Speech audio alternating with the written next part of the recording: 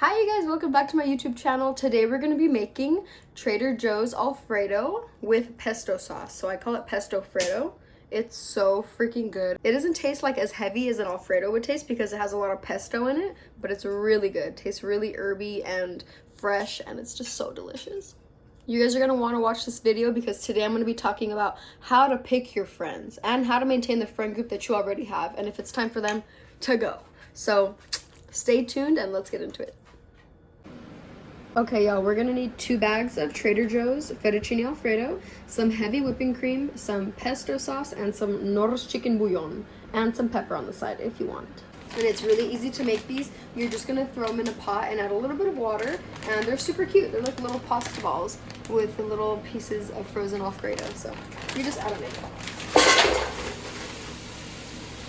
And you're just gonna add in a little bit of water, and we're just gonna cover it for a little bit. I just want the white frozen parts to start melting and the noodles to get nice and warm. So we're gonna close this bad boy up.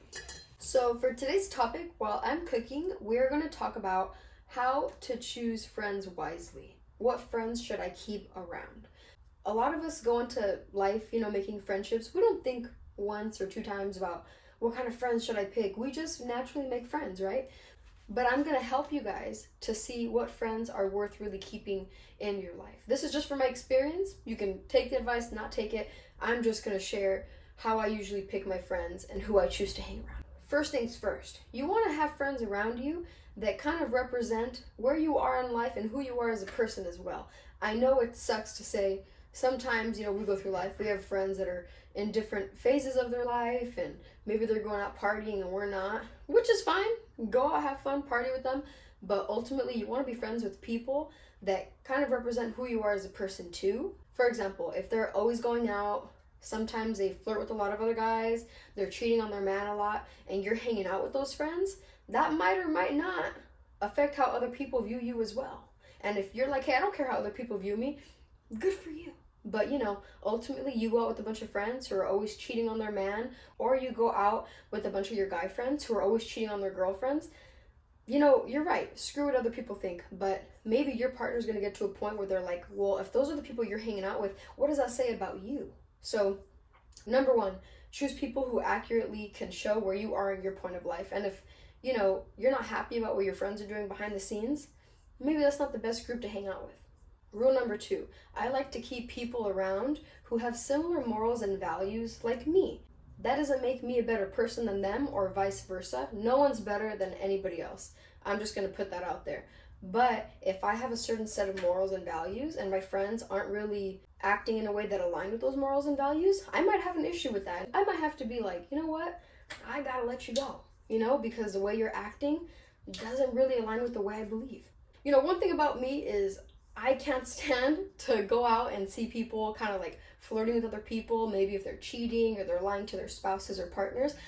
I will snitch on you. You can bet on that. I'm going to say something because I think karma is real. And if I don't say anything, I don't want karma to catch up to me. And I just, put yourself in their shoes. Wouldn't you want to know if somebody was sneaking around behind your back? So I go out, I'm going to say something. I've had some friends that sometimes are like, nah, I don't say anything, or it's not that big of a deal. And I had to really sit back and think, damn, if they don't think this is a big deal, what would they do behind my back, or what would they keep from me if they don't think this is a big deal? You might think, girl, you're reaching. That's really out there. You don't know. And I don't like to keep people around me that don't think in a similar way of me. No one's going to think the same way as you all the time. But for the most part, I want to keep people around me that have the same morals and values. And some people that would say, you know what, that's really messed up and we should say something. Thank you. I agree. I don't want to have people around me that are like, girl, it's not even a big deal. Like, whatever, I'm not going to say anything. My values and ideas don't align with that, so you gotta go.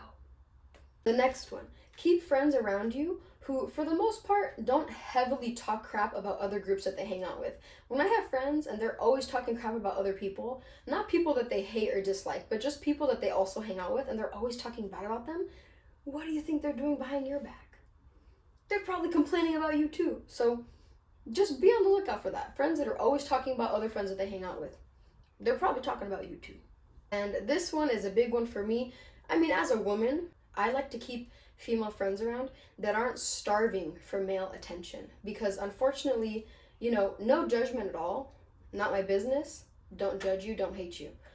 In my experience, usually when females are really starved for male attention, they will do anything and everything to get that male attention. Even if it comes from, I'm being really serious right now, your father, your sibling, and maybe even your partner.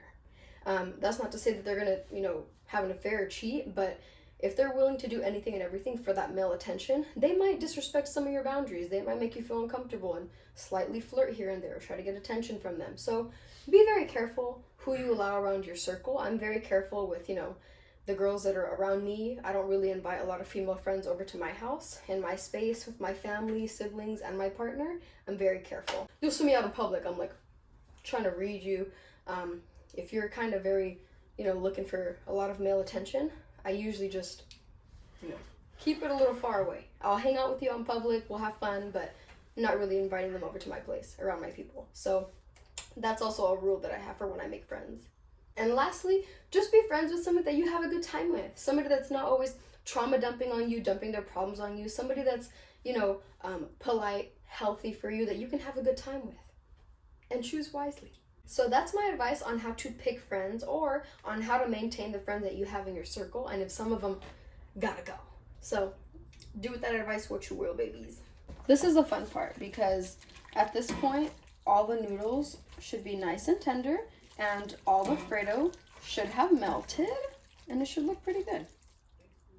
And you're gonna add in some heavy whipping cream. And this is my favorite part. We're gonna add in some pesto sauce. This is so good. If you have never had Alfredo with pesto, you're missing out. I also bought this mini Nor's chicken bouillon, and it's the cutest thing I've ever seen in my life. I love mini stuff. These are my mini Cokes. I love them. They're from my aunt. She got them from Mexico. I just love little stuff. We're gonna add in just a little bit of chicken bouillon. Just a little bit, not too much. It's already a little salty. I also like to add in some pepper. Maybe just a little bit of paprika. And if it doesn't have the color you want yet, I just add a little bit more pesto. This tastes so freaking amazing already. And the pesto isn't really salty, so it's just gonna make it more earthy and just a really delicious flavor. I love how it tastes, so I'll just keep adding a little bit more in. Should look like this once you're done. It's super creamy, but it doesn't taste too heavy. Like, it still tastes like pesto, so I love it. This dog, baby. Look at him. Now we're gonna plate this bad boy, and this is how it came out, you guys. It's literally so delicious. I'm just gonna taste it really quick.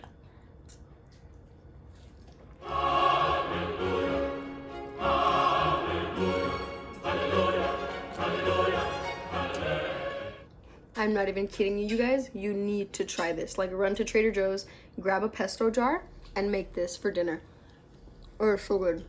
That was it for today's YouTube video, and join me next week for another video.